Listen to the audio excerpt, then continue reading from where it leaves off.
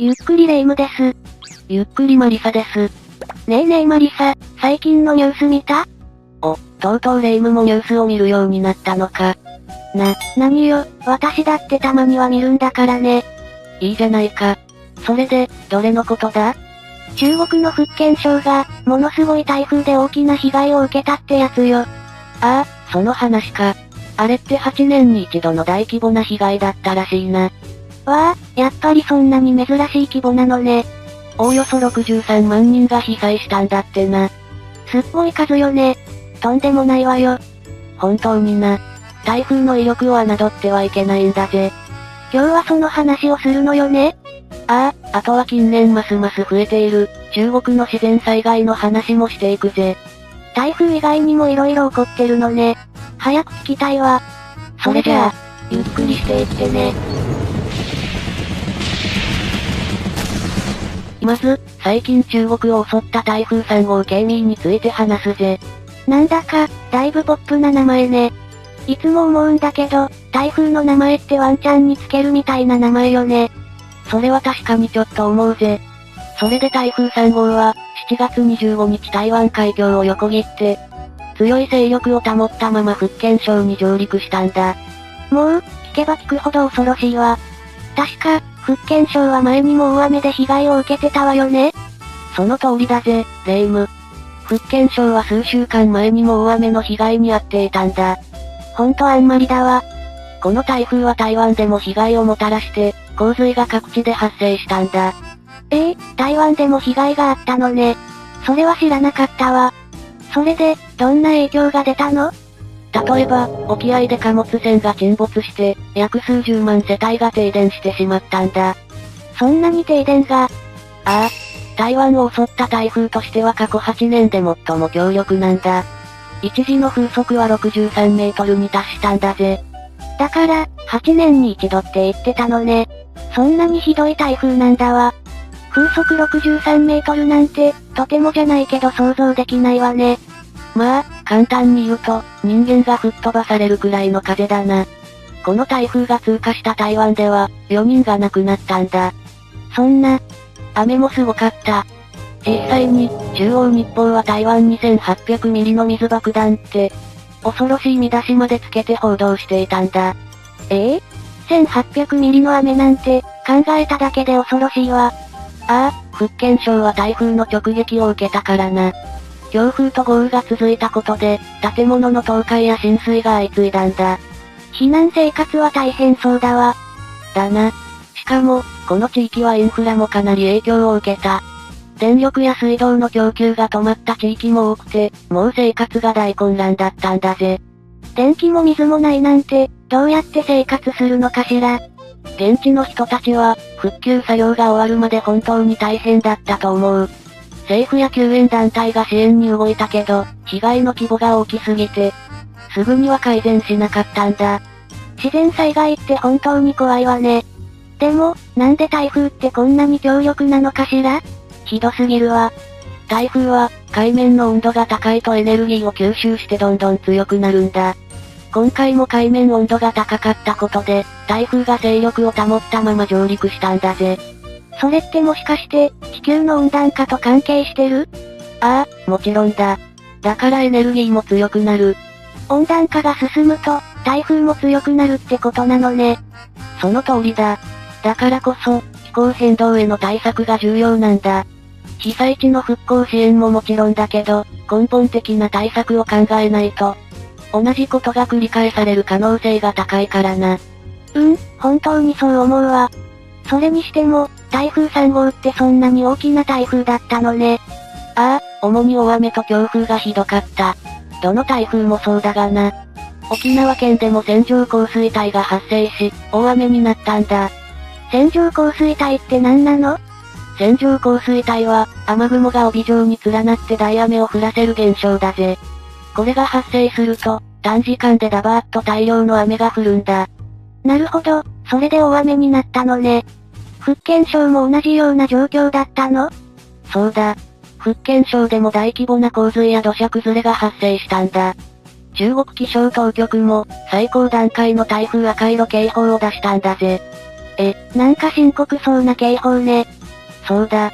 赤色警報は最高段階の警報で、非常に危険な状況を示すんだ。今年に入って初めて発令されたんだぜ。うわぁ、そんなにひどかったなんて。福建省だけで、15万人も避難したってニュースで聞いたわ。そうなんだ。航空便や船舶、鉄道の運行も停止され、野外観光地も一時閉鎖する措置が取られたんだ。意外と、徹底した対策をとってたのね。ああ、台風の影響を最小限に抑えるために、早い段階で避難指示が出されたんだ。これが功を奏して、多くの人命が守られたんだぜ。そっか、それでも63万人が被災したなんて、台風の威力がすごかったんでしょうね。そうなんだ。自然の力は恐ろしいからな。台湾を通過してから中国に上陸したんだけど、その時の勢いは凄まじかったんだ。そうよね、さっきも台湾でひどいことになったって言ってたし。ああ、中国交通運輸部は、台風への警戒レベルを、4段階中2番目に高い2級に引き上げてたんだ。ねえ、その2級ってどれくらい危険なの？ 2 級は、かなり危険な状態を示している。特に台風の場合、風速が非常に強く、建物の損壊や大規模な浸水の可能性があるレベルだ。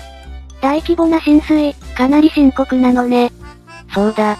このレベルでは、港での船舶の避難や、交通機関の運休、そして住民に対する避難勧告が発令されることが多いんだ。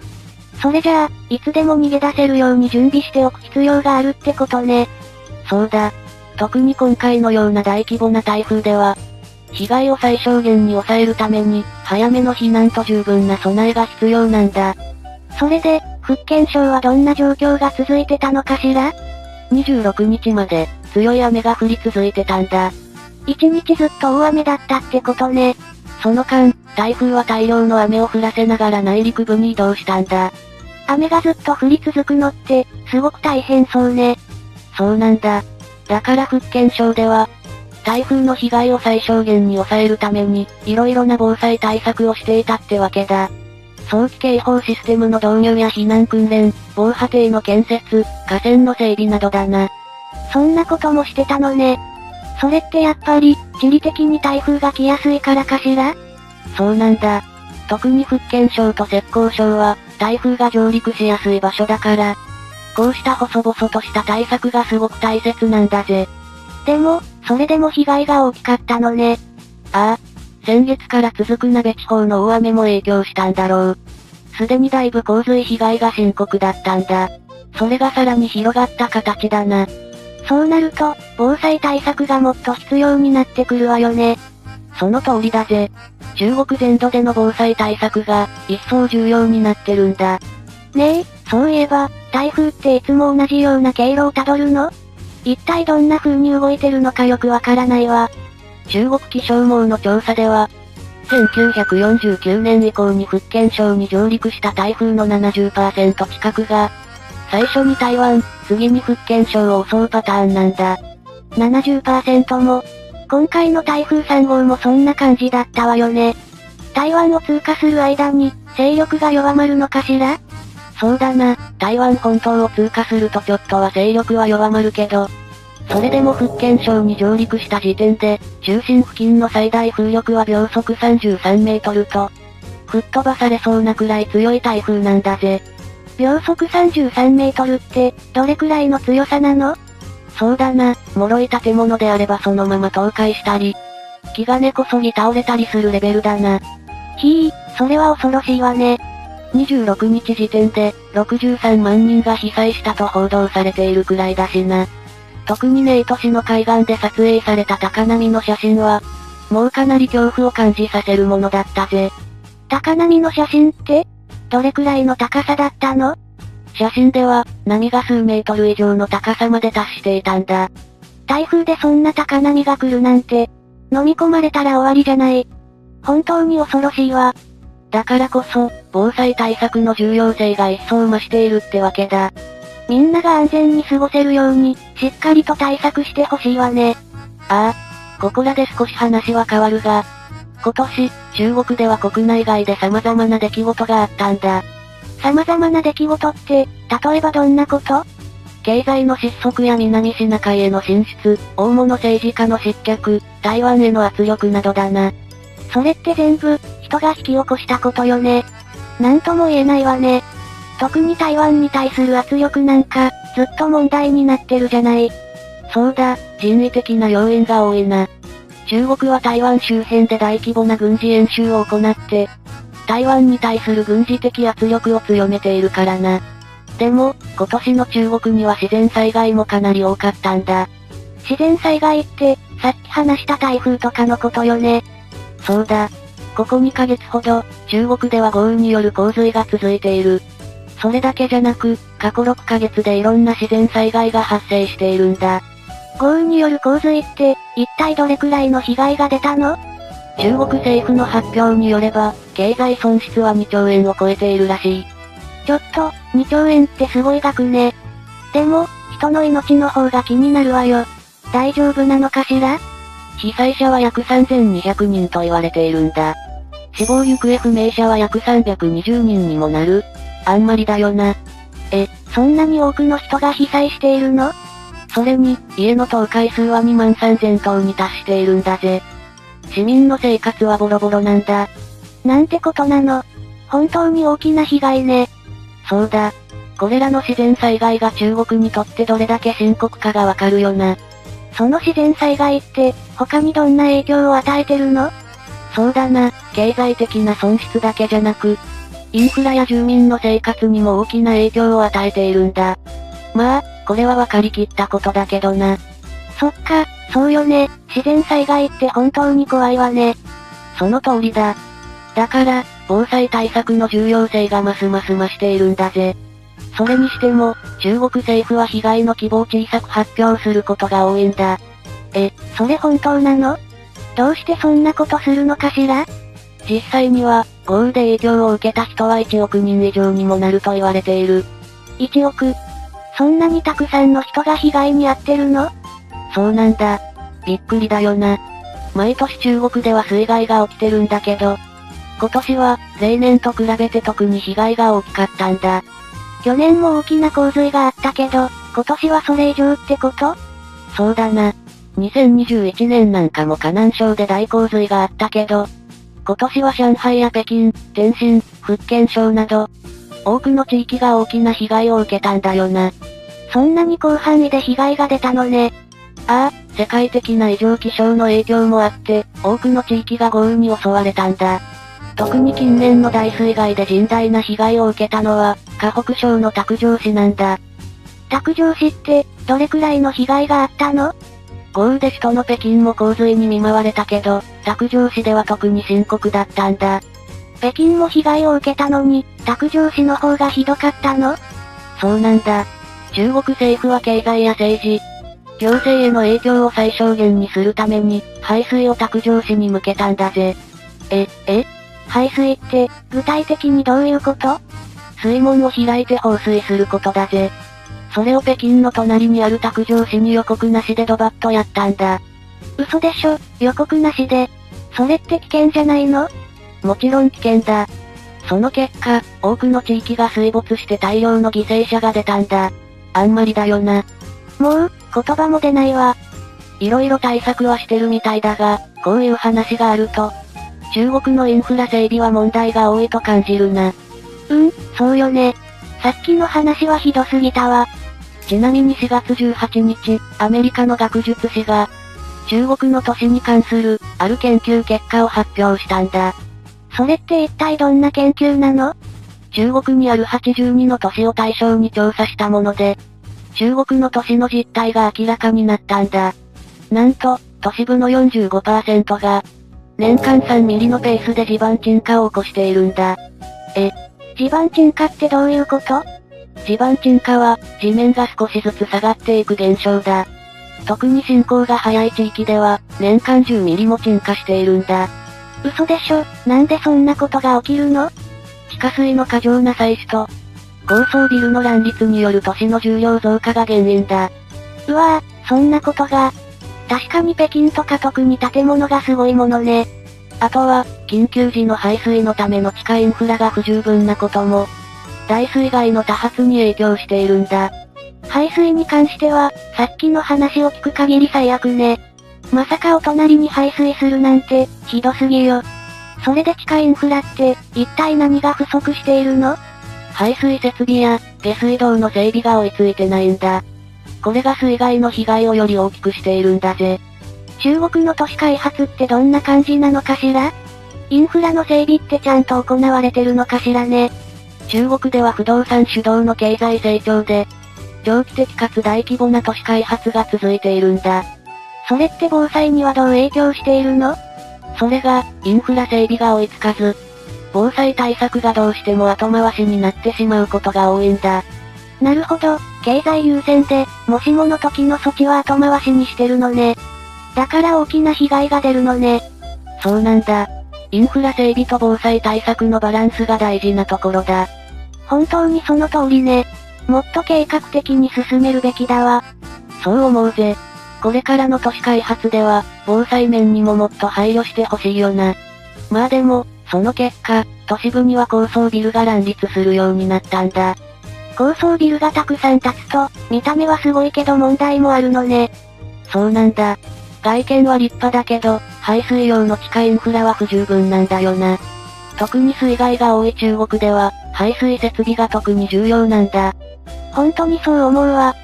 すぐには対策できないのかもしれないけどね。ああ。ちなみに最近では日本とドイツが統治していた地域は、一度も水害がないと SNS で話題になったんだ。それって本当なの？事実、その地域では目立った水害がないんだ。他の地域と比べてみるとわかりやすい。どうしてその地域だけ水害が少ないの？日本とドイツの統治時代に、しっかりしたインフラ整備が行われたからなんだ。例えば、青島は、ドイツと日本の統治時代に、大規模なインフラ整備が行われたんだぜ。なるほど、どんな整備がされたの？ドイツは1898年から1914年にかけて、軍事施設や都市サービス、交通インフラを整備したんだ。なんと2000万マルクも投資したんだぜ。へえ、そこまでしたのね。それで日本はどうだったの？日本は第一次世界大戦後、青島を占領して工業地帯を開発し、現代的な都市インフラをさらに整備したんだ。そっか。だから、今でもそのインフラが役立ってるのね。そうだ。インフラがしっかりしているから水害が少ないってことだ。インフラ整備ってやっぱり大事なのね。ちなみに、台湾も同じように、日本の統治時代に大規模なインフラ整備が行われたんだ。特に水害対策として、堤防や排水システムが整備されたんだぜ。それじゃ台湾も中国に比べたら水害が少ないのね。歴史の影響って大きいわね。ああ。インフラの整備がしっかりしていると、自然災害にも強いんだ。そうよね。じゃあ他の地域はどうなの？他の地域では大規模な開発が進められて、多くの大水害が発生しているんだ。なるほどね。見た目の発展だけじゃなく、災害に強い街づくりが大事なんだ。これからの中国の課題はそこね。そうだな。都市開発とインフラ整備の両方をしっかり進めてほしいぜ。よし、一旦また台風の話をするか。福建省に上陸した史上最強の台風について話すぜ。史上最強？相当やばそうね。ああ、2016年の台風14号メランテだ。またまたポップな名前ね。メランテって、どれくらい強い台風だったの？ 2016年8月に福建省泉州市に上陸し、なんと最大風速は秒速52メートルに達したんだぜ。それってどれくらいの強さなの？また、建物が崩れちゃうくらいかしら？これもかなり強い風だな。泉州市全体が停電し、水道も断水するほどの被害だったんだ。インフラが大打撃を受けたのね。そうなんだ。今回の台風3号も速度が速く、中国北部にも大雨が降ったんだぜ。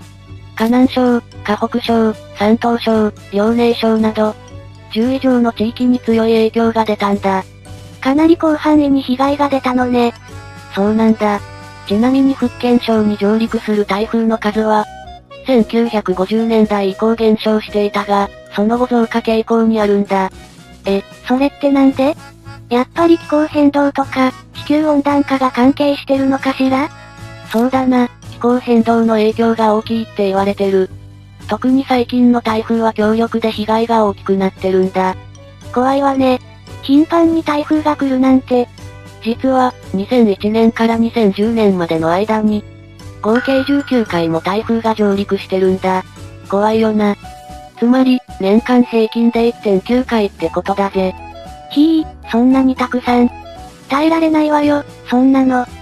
例えば、2016年の台風14号は福建省に上陸したんだけど、これは過去67年間で、最強の台風だったとされている。そうだったの。じゃあ本当に年々強さを増してるのね。そうだ。上陸時の最大風速は約64メートルで、アモイ市では広域で停電が発生して、鉄道の運行も遅れたんだ。なんてことなの。だからといって国が何とかしてくれる保証もない。だから、みんな個人で何とかしようとしてるんだ。個人って、どういうことなの？最近では、福州市にあるお店が話題になっているんだ。何でも台風に耐えられるって噂だぜ。お店が？そんなに強化したのかしら。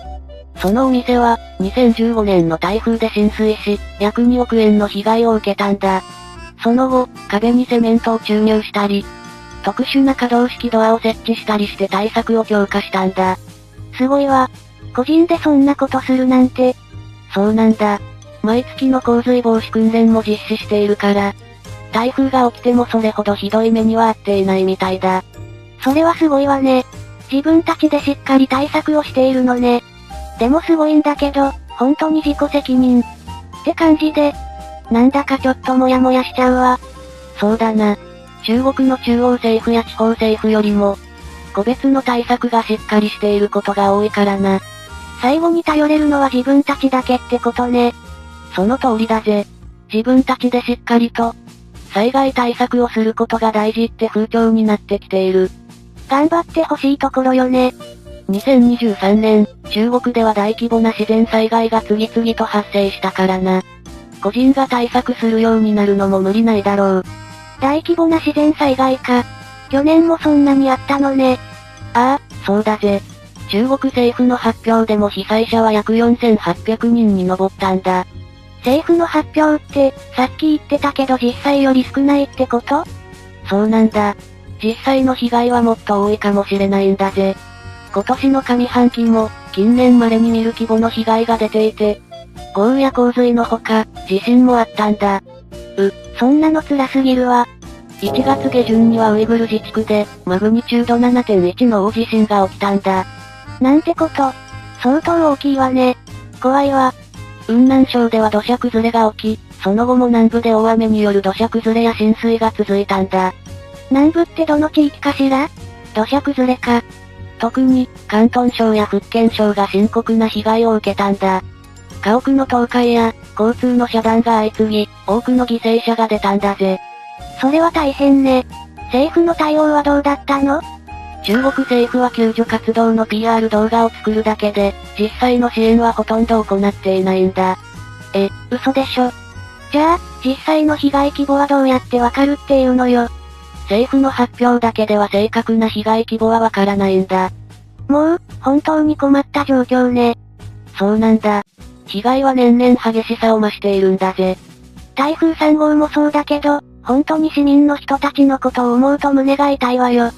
災害対策を強化しなければ、もっとひどいことになるのは想像に難くない。これからも様子を見守っていこうぜ。解説はここまで。わかりやすかったかな？というわけで、この動画を気に入ってくれたなら、チャンネル登録をよろしく頼むぜ。それじゃあ、ご視聴ありがとうございました。またゆっくりしに来てね。